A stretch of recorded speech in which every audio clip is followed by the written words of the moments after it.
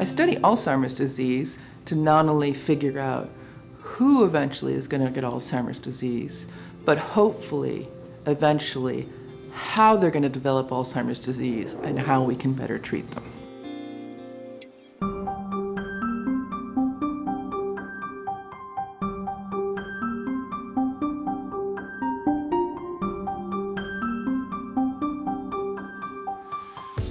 The human brain is one of the most complex biological systems in the world.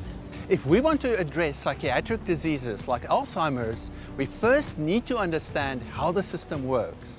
We're here at the University of Miami to talk to Dr. Amanda Myers, who is using multi-omics to unravel these complex systems. What made you study Alzheimer's disease? Alzheimer's disease is one of the few neurological diseases where you have this known defined pathology. So when people look inside of the brain, there are, and this has been known for 100 years, there are things called plaques and tangles. We don't really know what plaques and tangles do, but it's thought that you could have different staging of plaques, and that helps you define the stage of Alzheimer's disease. The most common form of Alzheimer's disease affects you really late in life.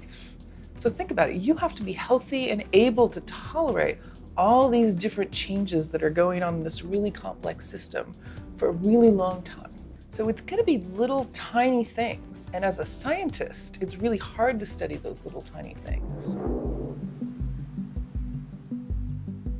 The first thing that I need to do is get my DNA.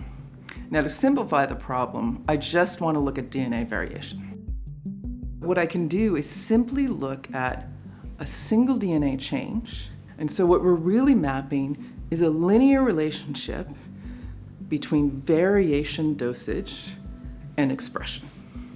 So we do the same mapping with the Alzheimer's data, but we're looking for those linear relationships to be slightly changed.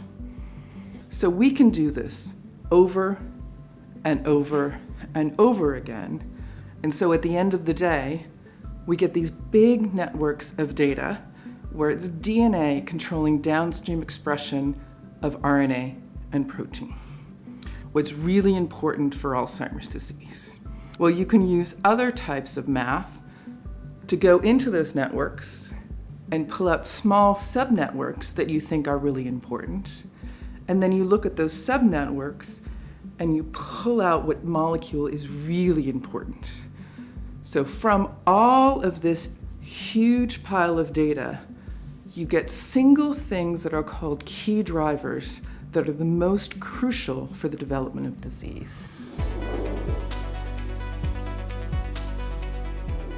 So basically, instead of just studying the association between genetic variants and disease, you study the association between genetic variants to gene expression and protein expression. Exactly. How big a role does the DNA play? Is it a completely heritable disease? So it's not a completely heritable disease, but it is one of the most heritable diseases. So if you have a relative with Alzheimer's disease, you've got between 60 to 70% increased risk for having disease. So how can so many different things lead to the same phenotype? It might be that those are sort of end stages in the disease. There are some people that have this plaque and tangle pathology that are perfectly happy. They don't have cognitive declines. We really have to disentangle all of the information possible to know how everything is interacting on those two proteins. Are there regions of the brain that's particularly susceptible? Yes, this is a real human brain that's been fixed. This is front, this is back. You've got a little strip down there that's got your motor cortex, which allows you to control everything. And then you've also got a strip right in front of that that's your somatosensory cortex. But what's really important for memory, the first thing that goes in Alzheimer's disease is a little bit that's right behind your ear, which is right there, and it's inside. It's sort of curled up on itself, and it's called the hippocampus.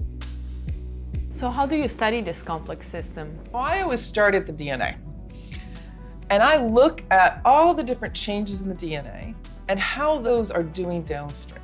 the computation and the technology allows you to get everything. As you can imagine, there's a lot of noise, and so you've got to really get a lot of samples. But what we take is a little tiny bit of the brain, and we break that up, and we put that with different kinds of buffers, and we spin it down, and you can get DNA or RNA or protein.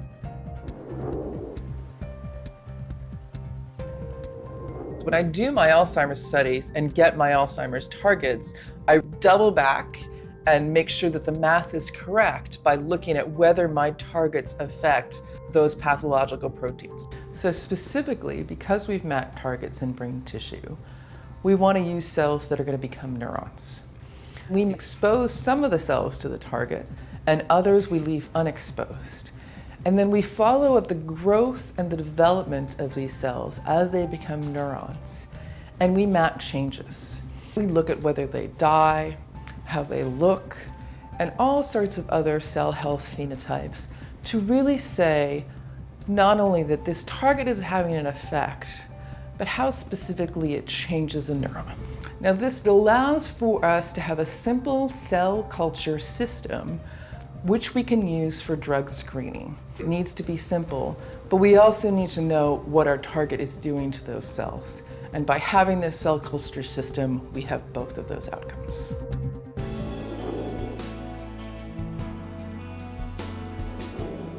What inspires you about this work? What inspires me about the work is a rare possibility that we will be able to develop treatments or cures for this devastating illness. It's an illness that affects both patients and their families, and it's about time we do something to help these people. Where do you see the future?